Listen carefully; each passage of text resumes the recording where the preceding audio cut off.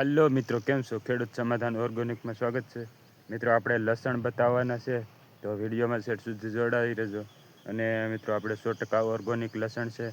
આપણે જ્યારથી વાયુ ત્યારથી જ આપણે કોઈ ખાતર કે દવાનો ઉપયોગ નથી કરેલો.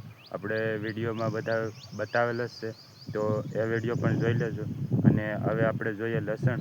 અત્યારે મિત્રો પાકી ગયું અને આપણે કાઢી લીધું, તો કેવું છે એ આપણે જોઈએ એનું રિઝલ્ટ. 100% ઓર્ગેનિક છે મિત્રો. આવી રીતના લસણ છે મિત્રો. લસણ સારામાં સારું મિત્રો થયું, 100% ઓર્ગેનિક છે.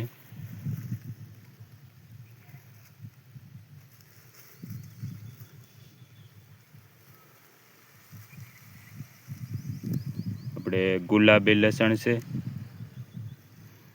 આવી રીતના છે મિત્રો.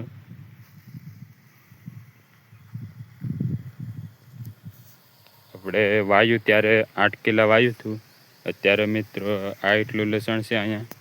અને બીજું છે આપણે અહીંયા લસણ છે બીજું, એ પણ આપણે જોઈએ.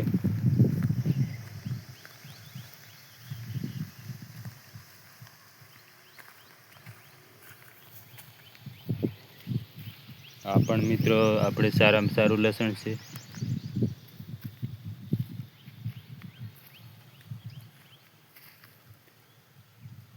આવી રીતના છે મિત્રો.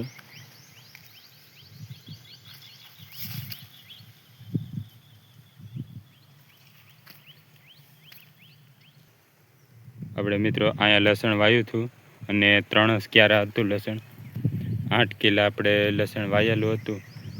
આપણે પછી આપણે બાજરી વાયેલી છે. બાજરીનું રિઝલ્ટ આપણે આગલા વિડીયોમાં બતાવેલું જ છે, તો એ પણ જોઈ લેજો. બાકી તો મિત્રો, આ લસણ કેવું લાગ્યું એ કોમેન્ટમાં જણાવજો. 100% ઓર્ગેનિક છે, ખાતર અને દવા વગરનું. આવી રીતના છે મિત્રો. તો મિત્રો, લસણ કેવું લાગ્યું એ કોમેન્ટમાં જણાવજો ખાસ. તો ખેડૂત મિત્રો, તમે પણ ગાય આધારિત ખેતી કરો.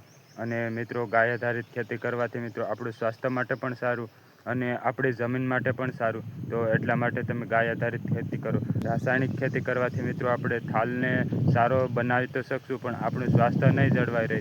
એટલા માટે તમે ગાય આધારિત ખેતી કરો. અને આપણે ગાય આધારિત ખેતી કરવાથી મિત્રો ઘણો બધો ફાયદો છે. આપણો ખર્ચો પણ કોઈ પ્રકારનો નથી અને થાલ પણ સારામાં સારો થાય છે. એટલા માટે તમે ગાય આધારિત ખેતી કરો.